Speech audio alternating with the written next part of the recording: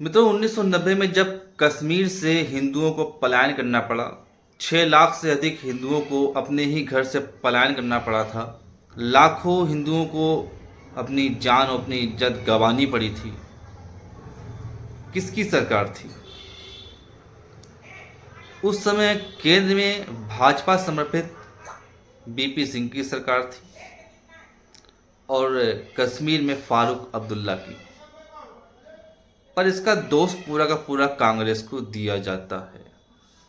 ठीक है, कांग्रेस का समर्थन था फारूक अब्दुल्ला को। आज जब वही इतिहास पश्चिम बंगाल में दोहराया जा रहा है तो कौन दोषी है?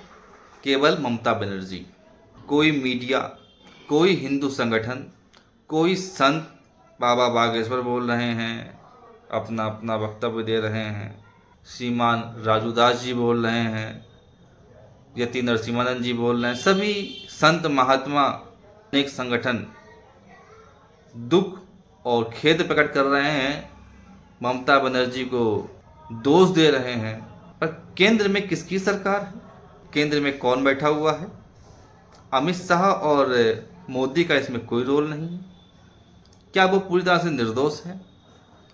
पिछले 11 सालों से किस प्रकार से पश्चिम बंगाल में हिंदुओं के नरसंहार, रेप, बलात्कार, लूट हुई है।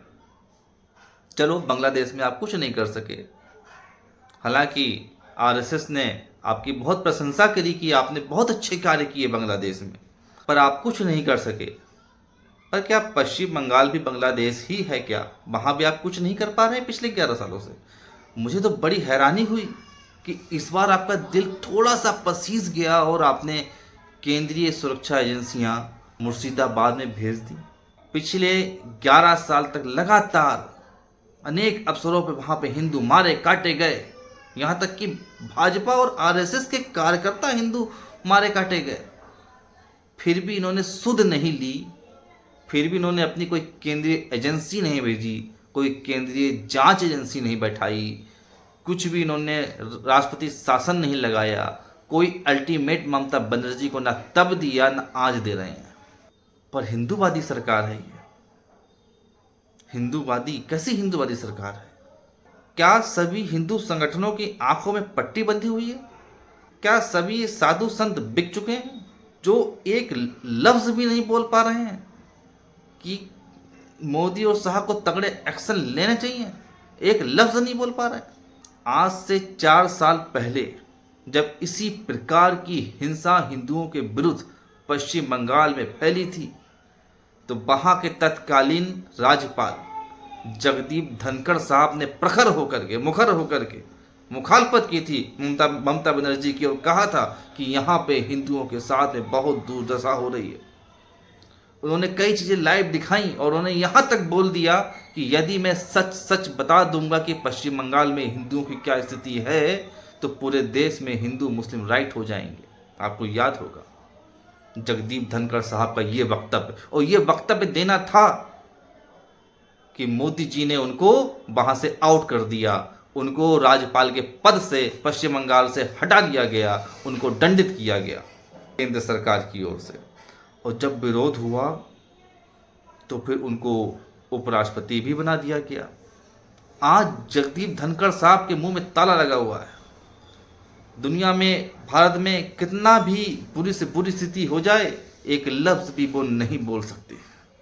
ऐसा कैप्चर किया है इन्होंने बड़े से बड़े नेताओं को।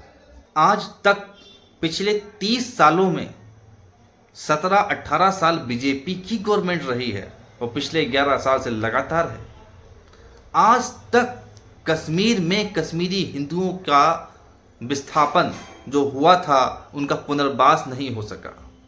जिस प्रकार से वहाँ पे इस्लामिक जिहादियों ने सूर्य मंदिर को तोड़ा था, अन्य मंदिरों को तोड़ा, आज तक एक भी मंदिर का पुनः निर्माण नहीं हो सका। क्या उम्मीद करें कि मुर्शिदाबाद या पश्चिम बंगाल के उन क्षेत्रों में जहाँ पे पलायन हो रहा है वहाँ पे कभी उनका पुनर्वास की सरकार करवाएगी? अच्छा, आप पश्चिम बंगाल के लिए कहते हैं ममता बनर्जी की सरकार है, उसमें मैं कुछ कर नहीं पा रहा हूँ, मैं बहुत मजबूर हूँ, परेशान हूँ। मध्य प्रदेश में आपकी डबल इंजन की सरकार, वहाँ पे कर्नलगंज क्षेत्र में जिस प्रकार हिंदुओं पे हमले हुए अभी 3 दिन पहले, ट्रिपल इंजन की सरकार, डबल नहीं ट्रिपल इंजन बैठा हुआ है इनका, मगर लगातार वहाँ पर मध्य प्रदेश जो जहाँ पे 90% हिंदू रहते हैं, लगातार हिंदुओं को मारा काटा जा रहा है, उन पर पत्थरबाजी हो रही है। क्या कारण है?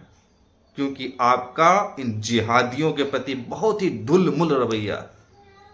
आप जिहादियों पे कोई सख्त कार्रवाई नहीं करते। पकड़े तो जाते हैं, पकड़े इस बार भी गए हैं, पकड़े तो जाते हैं, पर 6 महीने के अंदर अंदर उन सब की जमानत हो जाती है और कोई खास उन पे ऊपर कार्रवाई नहीं होती है।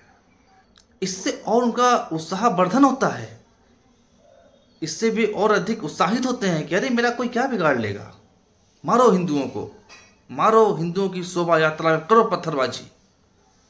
जेल तो हम आते जाते रहते हैं, 2-4 महीने में जमानत मिल जाती है। पश्चिम बंगाल में इस प्रकार की हिंसा होने दी गई।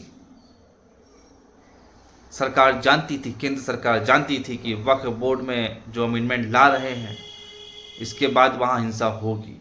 इस बात के इनपुट थे इनके पास में, इसमें कोई दो राय नहीं है। पर 3 दिन तक लगातार हिंसा होने दी गई, हिंदुओं को मरने कटने दिया गया, क्योंकि बंगाल और बिहार के चुनाव में इन्हें हिंदुओं की लाशें चाहिए थी। यही सच्चाई है। भाजपा का ये ट्रैक रिकॉर्ड रहा है कि इन्होंने हिंदुओं की लाशों पर सियासत की। हिंदुओं की लाशों पे ये सियासत करना इनका एक पुराना पैतरा है। बिहार और बंगाल के चुनाव जो आने वाले हैं, उसके लिए इन्हें मुद्दे चाहिए थे। इन्हें कहना था कि देखो हिंदुओं की बेटियों की इज्जत लूटी गई, जिहादियों ने लूट लिया, देखो हिंदुओं की लाशें गिर गई, हिंदू बेघर हो गए, हिंदू क्यों घर जला दिए गए। ये मसाला इन्हें कहाँ से मिलता? इन्हें वही मसाला चाहिए था, इसलिए ये सब कुछ होने दिया गया। और यही सत्य है। और जितने भी हिंदू संगठन हैं, उन सब में भाजपा के दलाल बैठे हुए हैं, इसलिए वो कुछ भी सत्य बोल नहीं सकते और सही सही मुद्दों के विरुद्ध वो आवाज़ नहीं उठा सकते। मित्रों, इसीलिए राष्ट्र धारक दल का उदय हुआ है। हम केवल सनातन और राष्ट्र भारत की हित की बात बोलते हैं और भारत के हितकारी कानूनों के लिए लड़ रहे हैं। जनसंख्या नियंत्रण कानून, घुसपैठिया पहचान कानून, मंदिर मठों का आर्थिक शोषण बंद हो, एक सनातन बोर्ड का गठन हो, 1% से अधिक आबादी वाले समूह को अल्पसंख्यक दायरे से बाहर किया जाए। पिछले 11 सालों से नरेंद्र मोदी सरकार ने जितना अधिक लाभ मुसलमानों को पहुंचाया, इतना अधिक लाभ आज तक किसी भी सरकार ने नहीं पहुंचाया। और वक्फ बोर्ड अमेंडमेंट लाने का भी एकमात्र उद्देश्य यही है कि गरीब मुसलमानों का सशक्तिकरण। इनकी हर योजनाओं में आप किसी भी योजना को उठा के पढ़ लीजिए, उसमें स्पष्ट निर्देश होता है कि अल्पसंख्यक और दलितों को बाध्यता दी जाए। निर्देश होता है ये, उसी निर्देश पे इनको बाध्यता मिलती है। और कम से कम 75 योजनाएं इनकी वो हैं जिसका लाभ केवल अल्पसंख्यक ही उठा सकते हैं, यानी कि मुस्लिम ही उठा सकते हैं, हिंदू नहीं उठा सकता। चाहे वो शादी सगुन योजना हो, चाहे वो उस्ताद योजना हो, चाहे वो बेगम हजरत महल छात्रवृत्ति योजना हो, चाहे वो नई उड़ान योजना हो, चाहे वो सगुन योजना हो, अनेकों प्रकार की योजनाएं जो इन्हीं के लिए हैं। तो मित्रों, जागिए, राष्ट्र धारक दल को आप सपोर्ट करके आप राष्ट्र का बहुत बड़ा हित कर सकते हैं। और नहीं तो आप अपने विधानसभा लोकसभा क्षेत्र से कोई ना कोई ऐसा प्रत्याशी चुनिए, उसको चुनाव लड़वाइए, चाहे निर्दलीय लड़वाइए, और उसको भेजिए जो आपके हितों की बात सदन के अंदर उठा सके, बोल सके। वरना ये देश को बहुत जल्द, भारत को हिंदू रहित कर देंगे, उसके बाद खुद भी बर्बाद हो जाएंगे।